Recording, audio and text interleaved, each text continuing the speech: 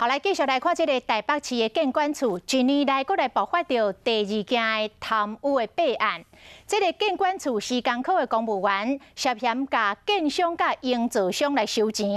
伫个无审查、完工度的状况下，伫个短短1工内，就来核发到使用的执照，多参用台的违建嘛大胆来护航。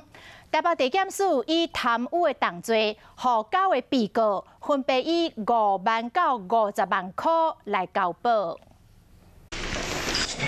扣移送北检复讯，尾以50万交保的中年男子，伊就是负责去台北市府建管处处理建照，结果处理北投这栋一平超80万的白庄，说是嫌收建商和营造商的钱。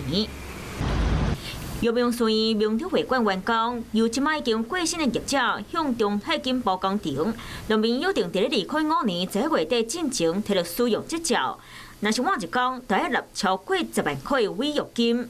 新报商找来处理建造业者，开钱要收2个工程人员。第一阶段无审完工图，嘛无来到现场做复检，伫咧1工内就签准核发。第2阶段用大违建，嘛无来到现场看，翕相就互因通过。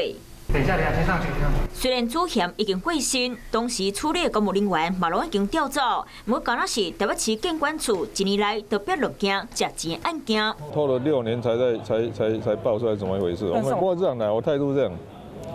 有查，我一定配合办理嘛，就这样。市长高文泰连任了后，销售表联合病院药剂师收人的 commission， 下水道工程、防灾工程、钱柜大火伤亡，建管处电梯安检、阳明山国际旅馆公园拢涉食钱的案件，含建案使用执照拢无中真伫咧做，嘛互市府团队形象受到真大影响。